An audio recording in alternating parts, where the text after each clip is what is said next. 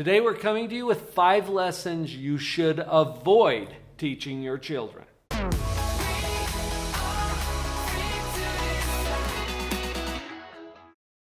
As a little disclaimer, I don't think any parent intentionally teaches their children something that is going to harm them or cause them psychological difficulties later on. But we do it unintentionally all the time. So these 5 lessons are ones you want to avoid. Listen to all 5 because you may be at risk. Your feelings are wrong. You'd never come right out and teach your kids that, right? Can I just say, as a clinical psychologist, you are never wrong about how you feel. And neither are your children. Our feelings are completely consistent with the way our mind is processing our experiences. But for children, it's also important to understand that they don't have very good emotional regulation. And so sometimes their feelings come out in very dramatic and powerful ways. And this kind of tips over the parents. Even though we wouldn't intentionally tell our children that their feelings are wrong, sometimes we jump in by saying, "Stop crying, knock that off. Get control of yourself." Well, that's really hard for a child to do. They don't have the tools or the skill sets yet to really control their feelings very well. We're not very good at it as adults sometimes. Then why do we say these things to our kids? Because of our own discomfort with their feelings. Be honest about this and connect. You get uncomfortable when your child is having some emotional issues. And that's when we're at risk for sending that message to our children. We want to avoid teaching them that message because it can lead to psychological problems later on as they don't deal with appropriately the intense feelings that come up for them. They might get into avoidant patterns or even maladaptive behaviors when they experience those feelings if we haven't given them the tools that they need to deal with that. So instead of sending the message that their feelings are wrong, teach your kids what I already shared with you, that you're never wrong about how you feel. Your children are going to love hearing this from you, and especially as you model it for them. I think it's a really good idea to start giving children labels or titles for the feelings that they're experiencing. Usually when you ask people to list as many feelings as they can think of, they come up with like mad, sad, and happy. Well, there's a whole lot more feelings than that we can experience. And so as they learn to express, I'm feeling frustrated. Okay, that's a good word to teach children because when things don't go the way that they wanted it to go, that causes some frustration. Help them to identify that feeling. Sadness, disappointment. Let's give our children a vocabulary that allows them to understand and process their feelings a little bit better. Now, what are we going to do with the parents' discomfort about the child's emotions? Look, if your child is out of control, instead of sending the message that they're wrong about how they feel, help them identify the feeling and then take them to a place where they can resolve the feeling. And feelings change. Have you noticed this?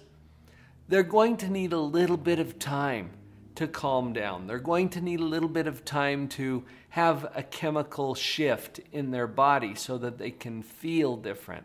Take them out of the mainstream of activity at that point. Take them down the hall or to another room or behind that tree at the park. Wherever you can go where they can feel a little bit of isolation. They can feel the safety and security of having you there with them. You're reassuring them that they're never wrong about how they feel, helping them to identify their feelings. They're going to move through this feeling, and they'll do it more efficiently and in a more healthy way as you help them to label and accept their feelings. The second lesson to avoid teaching is that mistakes are bad. Why do we think this? I don't know, and I don't think we even realize sometimes that we are teaching our children that.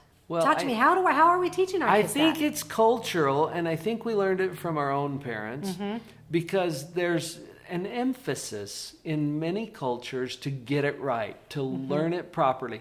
And so mistakes are usually not celebrated. Yeah. In fact, you get penalized for mistakes. In our school systems, there's a big emphasis on getting the correct answers. Right. I was just working with a girl just this week, and we talked a lot about the word fail. How you can look at it as an acronym of first attempt in learning. That it's not a mistake. Like she that. got really nervous every time she did something wrong. I say, no, we've got to step back and talk about this is all part of the process of learning. And that's the alternative. So instead of teaching that mistakes are bad or wrong, They're just part of the process. they're part of the process for learning. It's part of a success-building experience. And you as a parent, you got to get this deep in your heart, because even parenting, the mistakes are not bad. We make mistakes. Right. I've made so many parenting mistakes, I can't even tell you all of them. They're part of the process of learning. Yeah, how do you think we know this stuff Right. that we're sharing with you, right? So let's get clear and try to avoid that lesson. So the alternative then is to teach that mistakes are a good part of learning, that it's something that can be celebrated, and it becomes a valuable part of our experience. Let's go there instead. The third lesson that we don't want to teach our kids. Okay. You're not good enough. I would never teach my child that. I know, right? Is that terrible and horrible and awful? But we do. Yeah, the message comes out when we're constantly telling them, you can do better. You can can be even do better. better at this. You did pretty well, but... So pause for just a minute. Right. Honestly, when will that stop being true? That our child could do better, You can always do better. right? Now, if they hear this all the time, they start to get the impression that they can't be good enough. And that's the lesson we don't want to teach them. So instead, I think we want to connect with our children with empathy. Right. So if they have an accomplishment or even one of those valuable mistakes, we can connect with them through empathy and saying, how did you feel about that? Yeah, always trying to get back to having them do some of the evaluation. Right. Rather than us always evaluating it, let them be the ones to do the evaluation. And the self-reflection and everything else that comes with it. We want to send a message to our child, not that they're not good enough, but that they can learn from their mistakes and that we trust them to make good choices for them. And that we trust them to learn, to be good learners. I mean, Right. that's one of the greatest things is if they can learn from their mistakes and we show them that we are confident they can do that, wow. Yes. This is so important. I can't tell you how many kids I've met with over the years and the decades now of my clinical practice who have expressed to me their feeling that they can never be good enough for their parents. That is tragic. Let's turn that tide. Let's send a very different message to our kids. Okay, we got 2 more lessons that we're going to share with you. Before I do that, think about some people that you know that would really benefit from having this information. Would you make a commitment right now to share this video with them? We would love to help you help your friends. Don't be a tattletale. This is one that we teach children because we don't want them running to us every time somebody does something that they're unhappy with. Well, Billy took my thing. Susie hit me. This usually comes from parents trying to help children do problem solving on their own without running to us as parents every time they need to resolve a conflict or a dispute. When we tell our kids don't be a tattletale, we're sending them a message that it's not really okay to come to me with all of these concerns that you have. Or sometimes we'll put children in a position where they think that they need to keep things private or secret instead of being able to talk to their parents about it. Now, while this is very understandable because we don't want our kids running to us with every little thing, we want to keep those lines of communication open. So instead, let's teach our children and encourage them to talk openly about anything that's bothering them.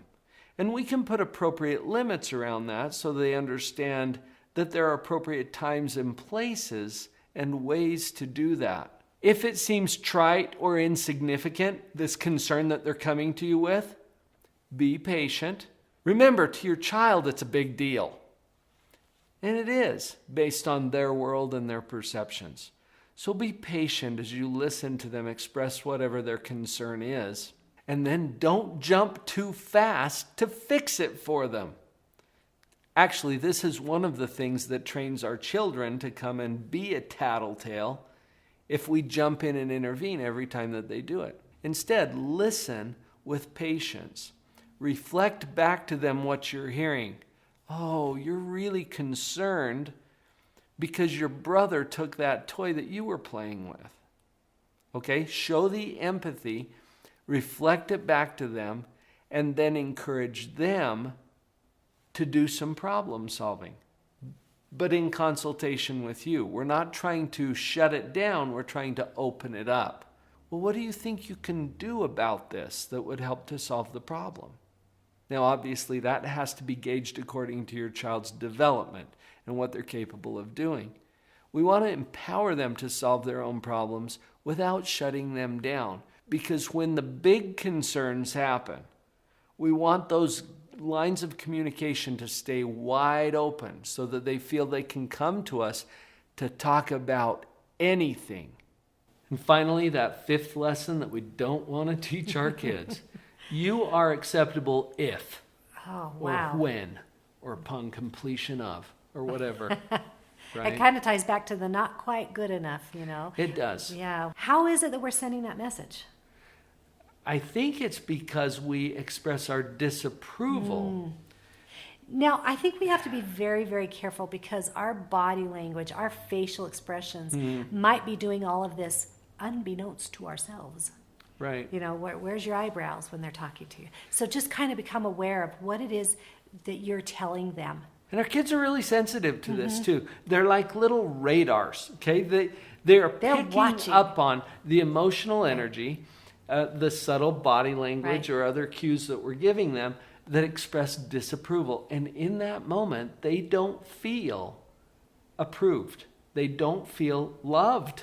They don't feel that they're adequate in that moment. Now, that's not how we really feel as a parent. We love them no matter what and even if. Right. In fact, that's the remedy. Yeah. We get back to our job to love them no matter what and even if. Give up on your job to make sure that they whatever, because you're really bad at that. And it sends the wrong message to our kids. I think that's part of how they get that message. Love them. No matter what and even if. Always. Parenting can be kind of tricky, but you don't have to do this on your own. I don't know if you were even aware of the immense resources that are available to you through Live on Purpose Central. Go.liveonpurposecentral.com. Come and check out the amazing positive parenting resources that we've put together just for you. We've got your back. Locked onto the phone. And I wished I had enough.